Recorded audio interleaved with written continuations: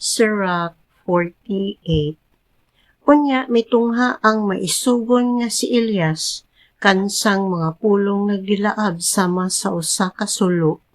Nagdala siyag usa ka kagutom ngadto sa katawhan ug daghan kanila ang nangamatay tungod sa iyang pagkamainiton ngadto sa Ginoo.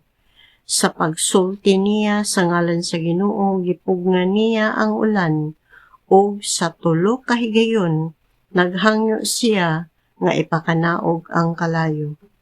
Elias, ang imong mga milagro katingalahan gayud. Walay lain nga makapasigarbo sa maong mga buhat. Sa ngalan sa labing halangdon, gibanhaw nimo ang usa ka taong patay. Gipahamtang nimo ang usa ka sakit ug ang kamatayon ngadto sa usa ka bantugan nga hari. Didto sa Sinai, hidunggan nimo ang Ginoo nga nagbadlong kanimo ug nagpahayag sa iyang kabubuton sa pagsilot sa iyang mga kaaway.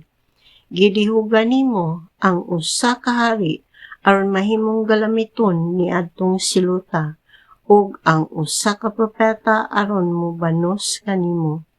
Gidala ikaw ngadto sa kahitasan pinaagi sa usa ka alimpulos nga kalayo diha sa usa ka karawahe nga gibitad sa nagsiga nga mga kabayo.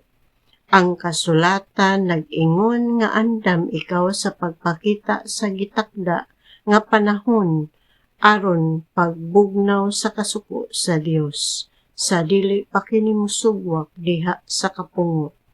Nga ikaw magdala sa mga amahan ug sa mga anak aron magkahiusa pag-usab ug magpahiuli sa mga banay sa Israel. Palaran sila nga buhi nga makakita kanimo, nga mobalik ingon man sila nga nangamatay na diha sa gugma, kay kami usab mga buhi.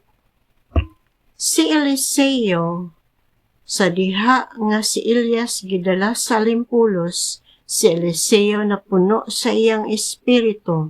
Samtang buhi pa siya, wala siya mahadlok nga sa mga hari ug wala sila makahimo pagbuhat kaniya sa ilang gusto.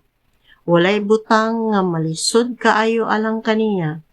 Bisan sa namatay na siya, ang iyang lawas naghimog milagro.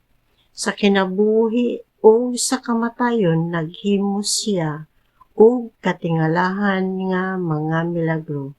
Apan bisan pa niining tanan, ang katawhan wala mo biya sa ilang makasasala nga paagi hangtod nga nabihag sila gikan sa ilang yuta ingon nga mga priso o gipatibulaag sila ngadto sa tibuok kalibutan.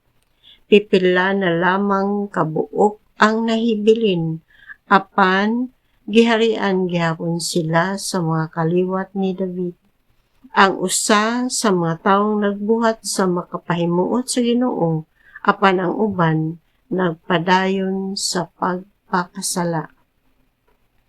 Gipalig-on ni Ezekias ang mga kota sa iyang syudad o gisangkapan kini og tubig.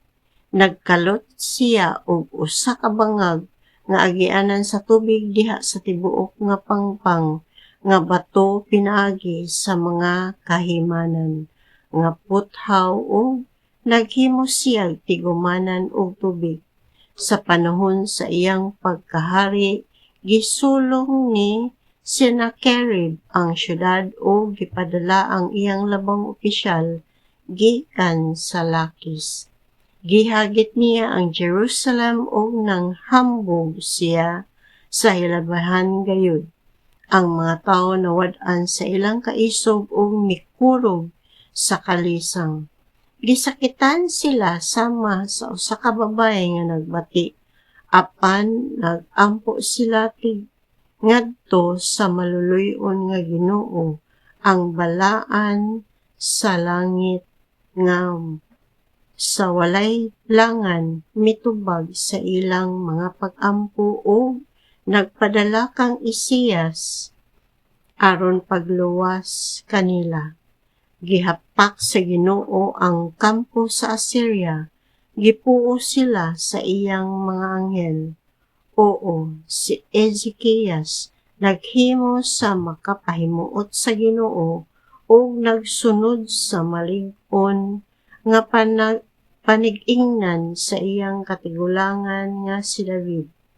Mao kini ang gisugo sa bantugang propeta nga si Isaias kansang mga panan-awon kasaligan. Gipasibog niya ang adlaw ug gidugangan ang gitas-on sa kinabuhi sa hari.